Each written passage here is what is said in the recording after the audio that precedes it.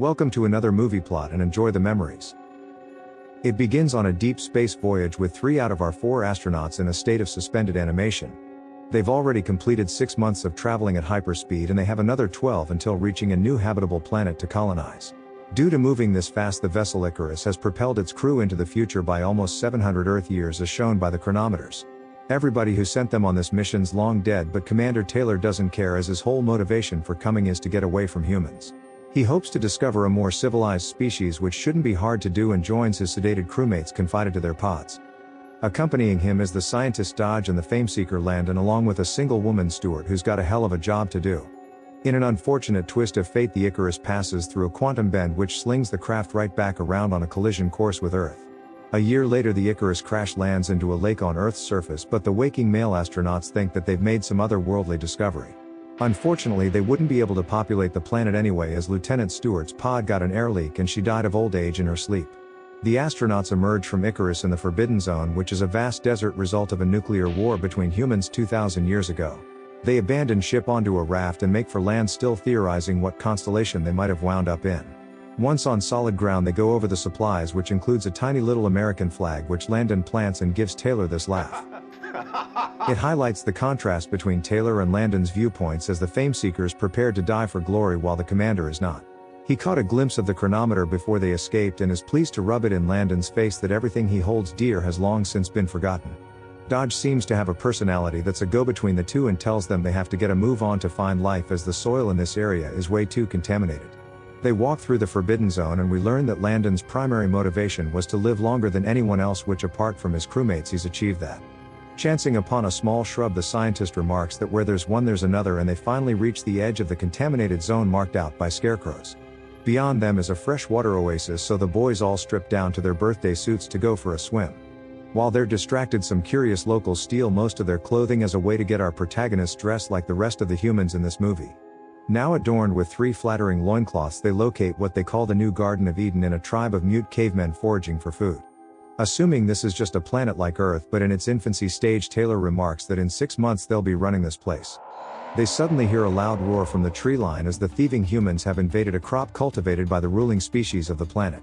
A band of horse-mounted guerrilla soldiers with firearms run off the humans while others hoard them into small pockets for capturing.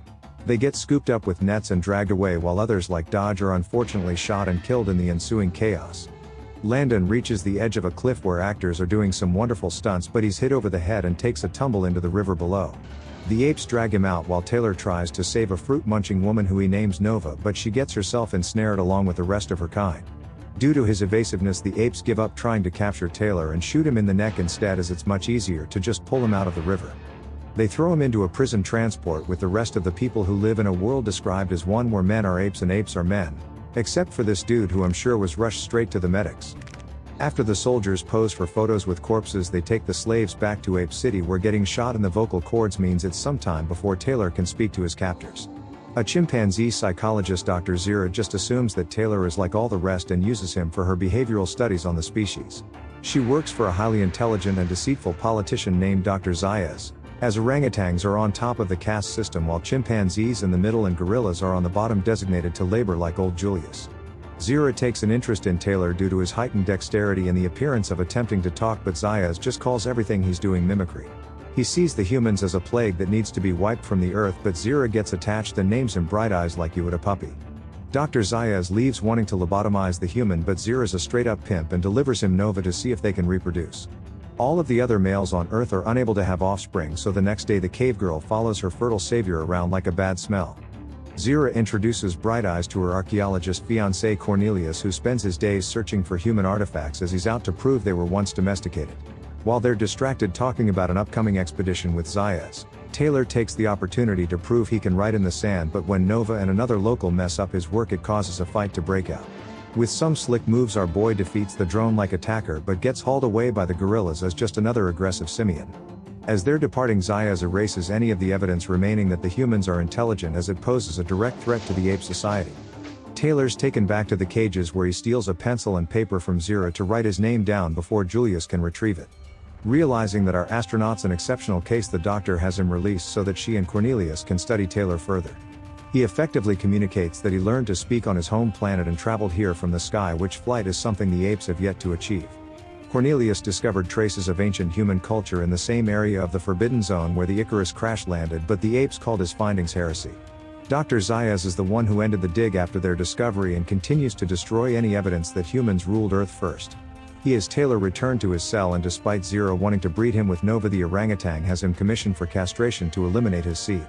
When Julius is sent to collect him for denutification, he knocks the gorilla unconscious and ditches the girl as she'll only slow him down. Trying to find a way out, Taylor just finds himself in the Temple of Maximus, where a young child alerts the population to the wild zoo animal on the loose. The security force chase him down, but gorillas have grown weak and less springy over the years, and the human impressively evades their capture. He finds himself in a museum filled with stuffed humans in nothing but primitive poses, where he comes across the corpse of Dodge on display. When running back outside, a large crowd of ape citizens all throw stones at Taylor until the lagging security can capture him in a net. Before anyone can decide what to do with him, Taylor's neck's recovered enough that he politely tells the apes to please stop touching him. Damn dirty ape! Now that he has a voice, Taylor gives Nova her first name, but they're ordered to be separated by Zaius for fear that the mutation will breed. He gets the hose again and lets out a dramatic scream. Then when the apes leave, Taylor immediately goes back to acting cool again in front of Nova. Literally, he begins bragging about all the girls that he slept with, but he's basically talking to someone with the intelligence of a parrot. It's not long before gorillas come to take Taylor to a tribunal set out by the National Academy of Science to evaluate the unique specimen. We meet the president of the assembly, who finds it ridiculous for a human to be wearing clothing and has him stripped down for Zira's enjoyment.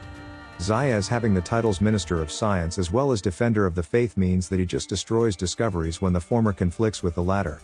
The two sides bicker about whether Taylor should receive ape rights and come to the conclusion that he's stupid for not understanding their upside-down culture.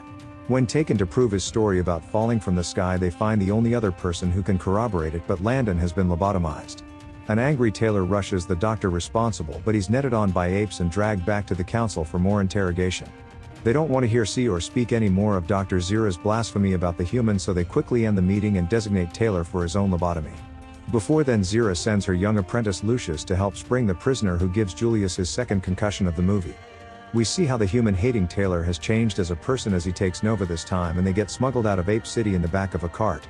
The next day, the chimps decide that they'll travel to the Forbidden Zone and hopefully find some evidence of ancient humans to acquit them of the heresy charges. They ditch the cart and travel with the humans all the way to the coast, where Cornelius's old excavation site still sits abandoned. While there, Taylor shaves his beard off, which confuses the hair-loving chimps, who say that it makes him look less intelligent. About to go searching the dig site, Zaius shows up with some guerrilla troops having followed them, but Taylor opens fire and trains his gun on the doctor. Without any other option, the ape orders his soldiers to fall back while Zaius gets taken along to examine any evidence of an ancient human race. Upon entering the cave, they find a human doll, but Dr. Zaius says that it could have been made by an ape, as his own daughter owns one. Among the human bones scattered on the floor, Taylor recognizes fake teeth, eyeglasses, and a valve for a failing heart, but still doesn't realize he's on Earth. He says they proved that a species closely related to his own once held superior technology, and that the apes somehow descended from them. Dr. Zaius offers an alternate explanation to each and every device, but the doll suddenly speaks as it contains immortal batteries. Knowing that an ape would never make a human doll talk, the doctor's flabbergasted when the group suddenly hear Lucius calling for help. He's being attacked by the returning guerrillas, who've laid an ambush for the human, who they fire on from both sides. Taylor pretends to get shot to trick Dr. Zaius out of his cover and takes him hostage to order his apes to stand down. He then ties him to a tree, where he admits to them that he has always known that man existed before apes and was just trying to protect his species. He calls mankind natural-born killers as Bright Eye says his goodbyes to his new hairy friends, and despite her calling him ugly, gives Zira a kiss. Taylor takes Nova north with him to find out what happened to the human species on this planet and why this woman won't talk. When they venture deeper into the Forbidden Zone, Zira and Cornelius release Dr. Zaius, and he immediately puts the pair under arrest. He orders the destruction of the cave to keep the secret, but not to go after Taylor, who he thinks will just perish in the desert anyway. The orangutan already knows what's out there, and when questioned by Zira, he just says that Taylor will soon learn his destiny. We follow the humans up the coast until reaching what remains of the Statue of Liberty, and Taylor finally realizes that he's not an alien on this planet. He drops to his knees with the realization that humans blew themselves up and left apes to evolve into the dominant species. And the movie ends.